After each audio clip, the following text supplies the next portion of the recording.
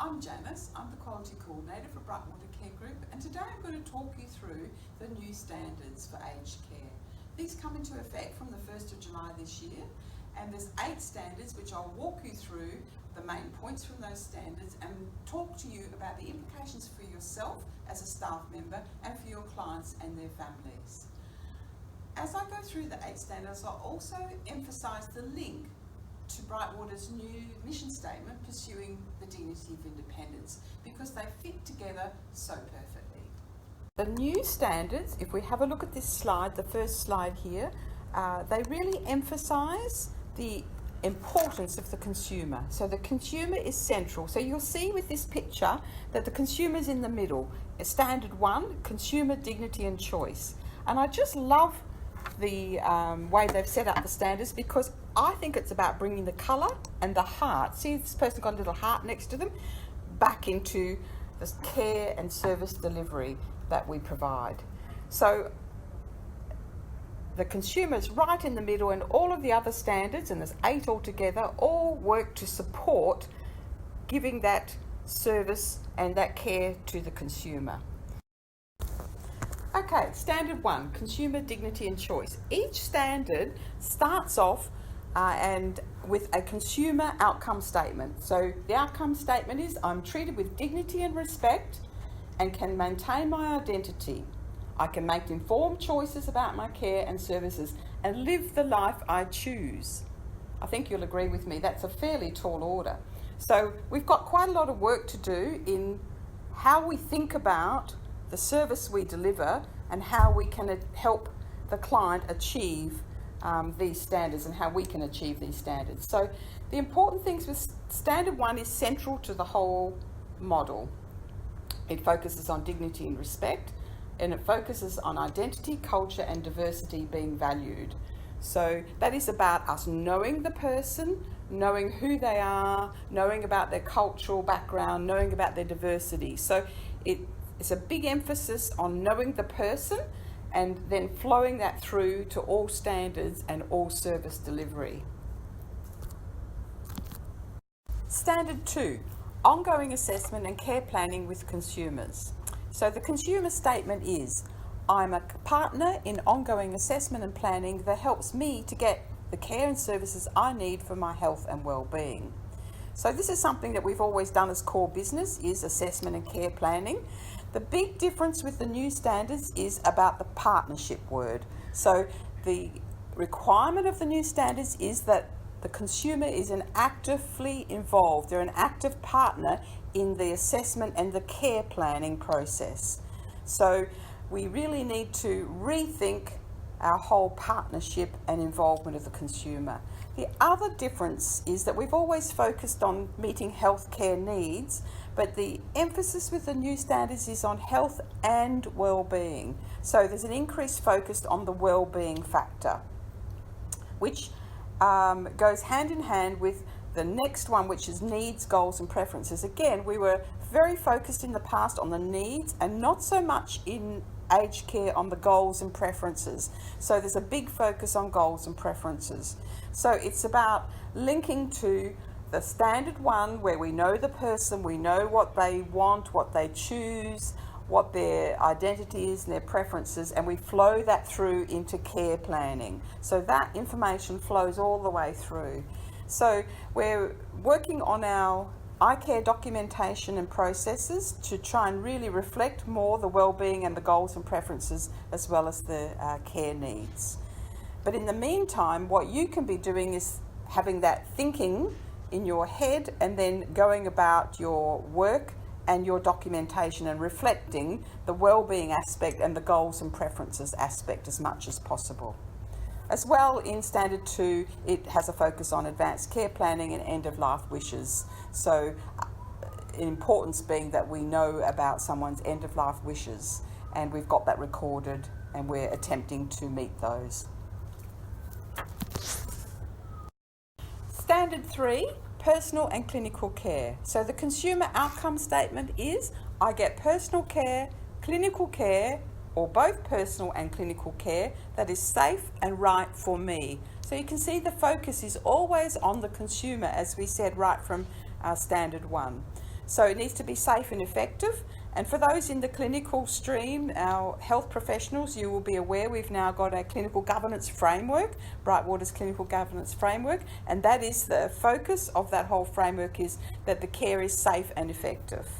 Again, you can see there's an emphasis on health and well-being. Again, an emphasis on needs, goals and preferences as well. So this standard really replaces Standard 2 in the old standards, the existing standards. For those who are in the clinical stream, you'll be familiar with that. For those who are the clinicians in listening to this, there's a big emphasis in Standard 3 on effective management of high impact, high prevalence risks. So that is falls, choking, medication safety, etc., restraint, minimisation. So it's important, if you're a health professional delivering care under the new standards, that you make yourself very familiar with the detail in Standard 2 and 3, and we'll have lots of opportunities to catch up about that. And then also, as you can see, end-of-life needs, goals and preferences. We've not just assessed them and captured that information from the client, but we've addressed those as well. Standard 4, services and supports for daily living. The consumer outcome statement is, I get the services and supports for daily living that are important for my health and well-being and that enable me to do the things I want to do. So you can see again the emphasis there is on the well-being and being able to do the things I want to do. So again, the emphasis is on the needs, goals and preferences, and optimizing consumer independence. So it flows through from Standard 1. What is someone interested in and what do they want to do, and how can we support them to do that? And again, you can see the emphasis here is on the independence, consumer independence, and trying to optimize that. So again, going back to Brightwater's new mission of pursuing the dignity of independence, these go hand in hand so beautifully.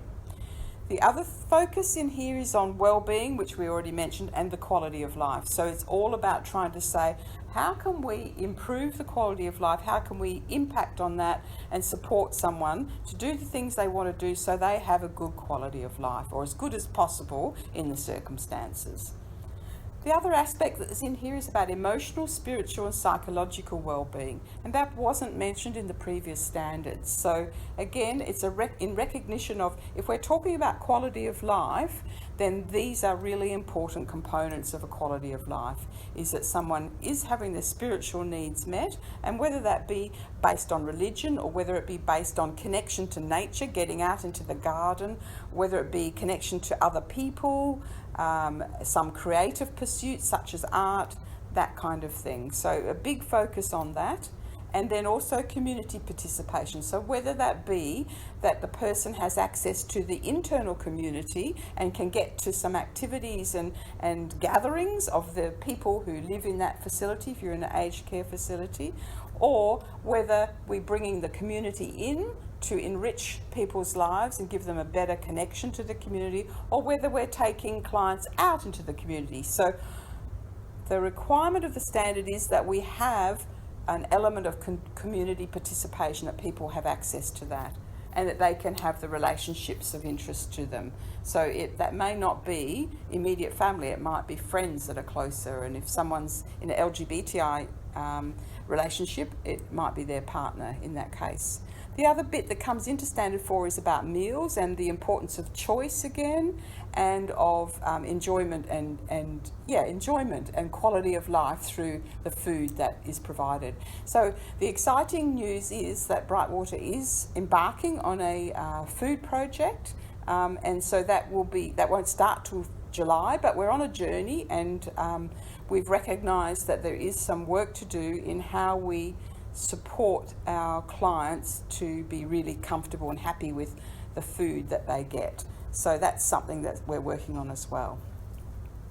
Standard 5, organisation service environment. So the consumer outcome statement is, I feel I belong and I am safe and comfortable in the organisation's service environment. So this one clearly isn't applicable to our Brightwater at Home services, but it is for our residential services.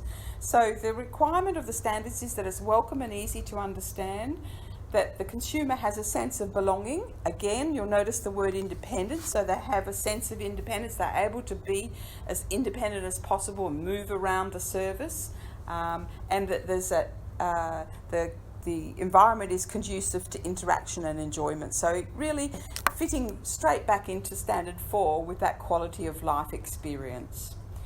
It goes without saying it needs to be safe, clean, well maintained and comfortable. That's fairly obvious, and we're doing a lot of work across the residential services at Brightwater at the moment with the light refurbishment project, which is making a huge difference. But at the end of the day, I guess the environment from a day-to-day point of view relies on the people that work within it to maintain it and have it so that we have it as a sense of enjoyment and that it's well maintained and well presented. And so I guess a good example, if we're thinking about interaction and enjoyment, is, that people haven't lined the seats in the lounge room all up against the wall like a waiting room at a doctor's surgery, that they're clustered into little groups that make it more conversational and friendly and homely. And the other requirement under this standard is that the clients can move freely indoors and outdoors. Now, clearly, all residential sites have a lockdown procedure after dark, that's fine. But during the day, the requirements are that people, part of this whole pursuing the dignity of independence, can move in and out into the outdoors. And I think that's very much in recognition of that whole thing of choice, going back to Standard 1, and then also the whole importance of independence and the connection in Standard 4 to the spiritual needs of people being able to get into the outdoors, the fresh air, into the garden setting and so on. Standard 6, feedback and complaints. So the consumer statement is, I feel safe and am encouraged and supported to give feedback and make complaints.